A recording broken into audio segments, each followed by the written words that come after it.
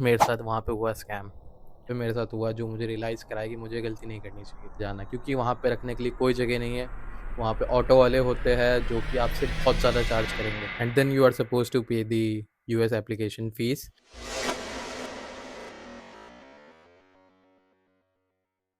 सो hi guys, आज finally मुझे मेरा C1D वीज़ा मिल चुका है। सो इन दिस वीडियो मैं आपको बताने वाला हूँ कि ये मैंने कैसे अप्लाई किया and the common mistakes you are supposed to avoid during your visa appointment and your visa interviews.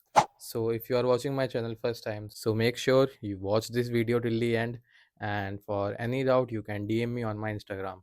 So firstly मुझे मेरी कंपनी से एक मेल आया कि हम आपका वीज़ा अप्लाई कर रहे हैं, एंड उन्होंने मुझे एक आईडी पासवर्ड प्रोवाइड किया यूएस वीज़ा का, and then you are suppose to pay the US application fees that was around 17,020 rupees, $185। तो फीस अप्लाई करने के बाद जो आपको बैंक आपकी रिसिप्ट प्रोवाइड करेगा, उसको जब आप कंपनी में पे करोगे तो फीस डिपॉजिट करने के बाद आपके पास 24 आवर्स होते हैं, जो आपकी फ़ीस जो यूएस एम्बेसी में गई है वहाँ पे जाके वो एक्टिवेट होगा। फिर एक्टिवेट होने के बाद जो मेरी कंपनी थी वहाँ से मेरे पास एक मेल आता है कि please coordinate with us next day, and मैंने उनको जब कॉल किया तो उन्होंने मुझे स्लॉट्स भेजे। तो उस टाइम पे आपको पता चलेगा कि आपके पास कौन-कौन से स्लॉट्स हैं। So for C1D visa and कोई भी वीज़ा अगर होता है तो उसमें 2 प्रोसेस होते हैं। फर्स्ट आपका बायोमेट्रिक होता है, सेकंड आपका इंटरव्यू होता है। ये दोनों सेम डे नहीं होते हैं, इनके आपके स्लॉट्स मिलते हैं। तो मुझे मेरे बायोमेट्रिक का स्लॉट मिला था 19 दिसंबर 2025, एंड जो मेरा इंटरव्यू की डेट थी, वो थी मेरी 30th दिसंबर 2025। तो बीच में अराउंड 10 डेज़ का गैप था मेरे पास, एंड अनफॉर्च्यूनेटली मुझे दोनों जो मेरी डेट्स मिली थी, ये मुझे मुंबई एम्बेसी में मिली थी। तो मैं रहता तो यूपी में हूँ, सो प्रॉब्लम तो हुई थी जाने आने में। सो पहले तो बायोमेट्रिक के लिए मैं बता देता हूँ। बायोमेट्रिक के लिए आपको कोई ज़्यादा उसमें इशू नहीं आएगा। दोनों, मैं मुंबई का रेफ़र करके बताऊँगा। वहाँ पे आपकी दोनों बिल्डिंग्स है, बायोमेट्रिक की बिल्डिंग अलग है, एंड इंटरव्यू की बिल्डिंग जो है वहाँ से 1 किलोमीटर की डिस्टेंस पे है। वॉकिंग डिस्टेंस पे, आप वॉक करके भी जा सकते हो। So for biometric you are suppose to reach at your time.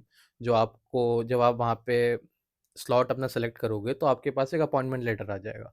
उसमें आपकी डेट और आपका टाइम उसमें फिक्स होगा कि आपको इतने बजे वहाँ पे पहुँचना है। तो मेरा जो डेट था वो था 3:30 19th को। तो मैं 3 o'clock वहाँ पे पहुँच गया था, एंड वहाँ पे फिर आपको लाइन में लगना पड़ेगा, आपको क्यू में लगना पड़ेगा। वहाँ पे आपको कोई अपने इलेक्ट्रॉनिक डिवाइसेस नहीं ले जा सकते हो, कोई स्मार्ट वॉच नहीं, कोई कोई भी मतलब ऐसी चीज़ नहीं जो जैसे एयरपोर्ट पे जो रिस्ट्रिक्शंस होता है। तो वहाँ पे आपको सिर्फ अपना D-160 का जो आपको लेटर मिलेगा, वो आपको कंपनी देती है। जब आप कंपनी का जो आपको एजेंट फिल करता है वो आपको प्रोवाइड करता है, एंड आपका अपॉइंटमेंट लेटर जिसमें आपकी डेट एंड टाइम वहाँ पे आपको लिखा हुआ है, आपका पासपोर्ट एंड आपका CDC, ये 4 चीज़ें मैं लेके गया था वहाँ पे।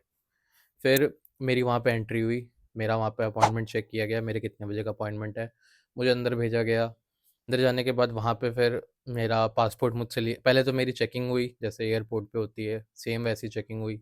मुझे अंदर भेजा गया, फिर वहाँ पे मेरा पासपोर्ट लिया गया। पासपोर्ट के पीछे आपको एक स्टिकर लगा दिया जाएगा, एंड स्टिकर पे आपका नाम, आपका जो वीज़ा का टाइप है वो, और जो बाकी चीज़ें होती हैं वो उसमें ऐड कर दी जाएँगी।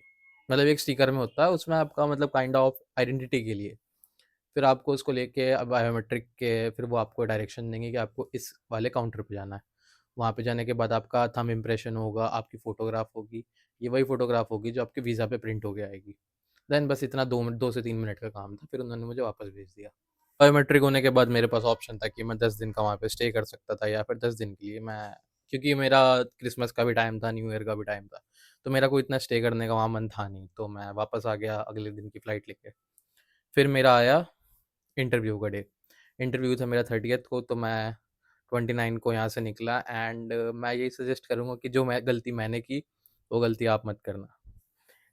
बायोमेट्रिक तो मेरा बहुत ईजिली हो गया था, क्योंकि मेरे बहुत सारे फ्रेंड्स गए थे, तो उन्होंने बता दिया था कि ये गलती करना, वो गलती मत करना।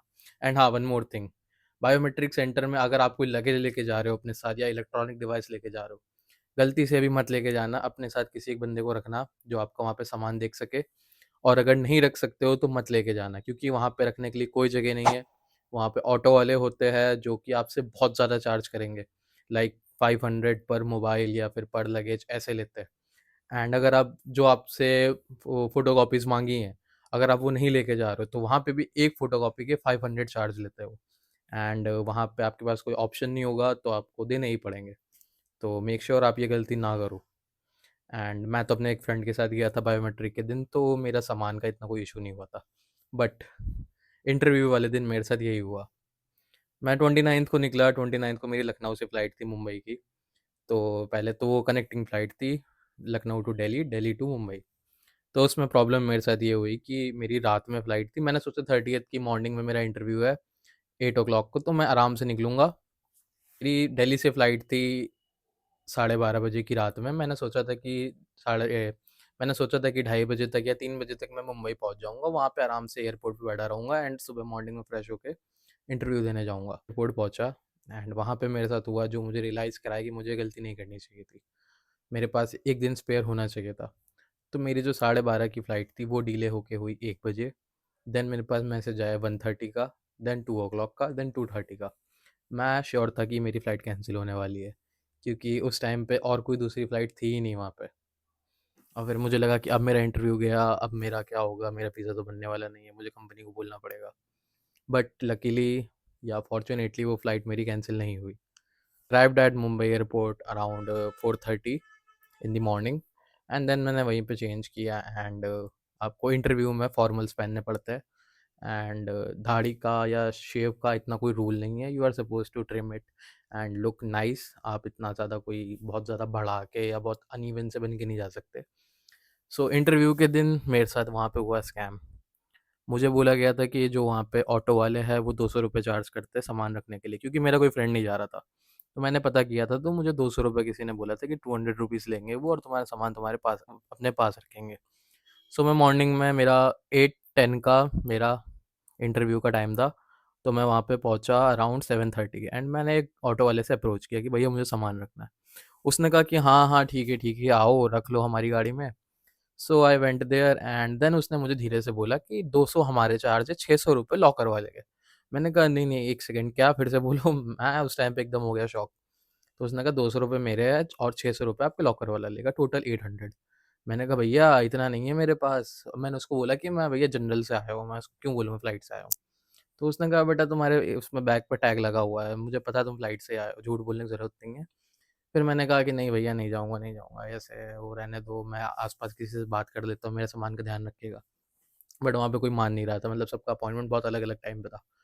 सो पैसे लग गए मेरे, 700 रुपये उसको दिए, 100 का उसने डिस्काउंट दिया। फिर उसने मेरे से जाते-जाते कहा कि बेटा मैं तुम्हारे लिए प्रे करूँगा, अगर तुम्हारा वीज़ा लग गया तो मुझे 500 रुपीज़ एक्स्ट्रा दे के जाना, क्योंकि बहुत बड़ी बात होती है वीज़ा लगना, वही ब्ला ब्ला ब्ला, वही पुरानी बात है। सो आई वाज़ लाइक कि अरे भैया मेरा सामान रखवाओ अभी पहले, बाद में देखते हैं। सो मैं गया, लॉकर वाले ने पैसे लिए, फिर उसने मुझे वापस ड्रॉप किया वहाँ पे इंटरव्यू वाले सेंटर पे। वहाँ पे भी आपका सेम रूल है, कोई इलेक्ट्रॉनिक डिवाइस नहीं लेके जा सकते हो आप। बट लकीली उनके पास, जहाँ इंटरव्यू वाला सेंटर है वहाँ पे मोबाइल फ़ोन रखने की जगह है, बट वो आपसे 100 रुपीज़ चार्ज करेंगे। सो मैं अंदर गया।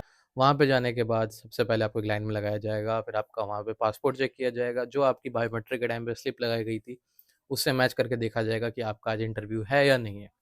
देन आप अंदर जाओगे तो फिर आपका फिर सिक्योरिटी चेक इन होगा, आपका मोबाइल रखने का लॉकर आएगा एंड फिर आपको एक लाइन में लगा दिया जाएगा, जहाँ पे आपको 3 ऑप्शंस देखने मिलेंगे, हिंदी। एंड मेरे पास था हिंदी, हिंदी और Marathi, other languages and English. तो मेरा इंग्लिश लैंग्वेज में था। सो उन्होंने कहा कि आप इंग्लिश वाली लाइन में जाके बैठ जाओ। सो मैं वहाँ पे गया, फिर सारी लैंग्वेज वाइज़ लाइन्स अंदर जा रही थी सेंटर में इंटरव्यू के लिए। सो इंग्लिश वाली लाइन अंदर गई, अंदर आप जाओगे, सबसे पहले आपका वहाँ पे होगा बायोमेट्रिक फिर से। बायोमेट्रिक करके आई गेस वो देख रहे थे कि ये सेम बंदा है या नहीं, मेरे हिसाब से तो यही था। एंड उसके बाद आपको उस लाइन में वो लगाएँगे जहाँ पे इंटरव्यू स्टार्ट हो रहा है। सो आई वेंट देयर, उन्होंने मुझसे पूछा कि मेरी कंपनी का नाम क्या है? मैंने उनको बताया कंपनी का नाम। देन वो मुझसे पूछे कि तुम्हारा कोर्स कितने दिन का था? मैंने उनको बताया 3 साल का था मेरा। तो पूछते तुमने क्या-क्या सीखा इस कोर्स में? तो मैंने उनको एक्सप्लेन किया एंड वो आपके सामने अमेरिकन्स ही होंगे अगर आप इंग्लिश ले रहे हो तो। तो they asked me some questions and I replied them. Then उन्होंने मुझसे कहा कि okay thank you so much, your visa is approved. So यहाँ पे आपके पास 2 ऑप्शंस होता है। सबसे पहले वो आपका वीज़ा लेटर लेंगे, इंटरव्यू के लिए आपके पास 3 चीज़ें होनी चाहिए, लाइक C1D वीज़ा के लिए आपका पासपोर्ट, आपका CDC एंड आपको कंपनी एक कवर लेटर प्रोवाइड करती है वीज़ा का। तो ये 3 चीज़ें मैं लेके गया। तो सेंटर पे जैसे ही आप काउंटर पे जाओगे, तो वो आपसे आपकी ये तीनों चीज़ें लेंगे। तो इन केस अगर आपका वीज़ा रिजेक्ट हो रहा है, तो आपका पासपोर्ट आपको ऑन हैंड वापस कर देंगे। एंड अगर आपका वीज़ा अप्रूव हो गया है, तो वो उसी सेकंड आपका पासपोर्ट आपको दे देंगे एंड आपको बोल देंगे कि your visa is approved. So this is the complete process for US visa and 3 से 4 दिन में मेरा वीज़ा मेरे घर पे आ गया था, क्योंकि मैंने प्रीमियम डिलीवरी का ऑप्शन लिया था। एंड अगर आपको डिलीवरी वाला ऑप्शन नहीं चाहिए, तो फिर आपको एम्बेसी जाके कलेक्ट करना पड़ेगा। Thank you so much watching this video. And अगर आपको हेल्पफुल लगी ये वीडियो, तो प्लीज़ सब्सक्राइब। एंड अगर आपको कोई डाउट है, so you can connect me on my Instagram. Thank you so much.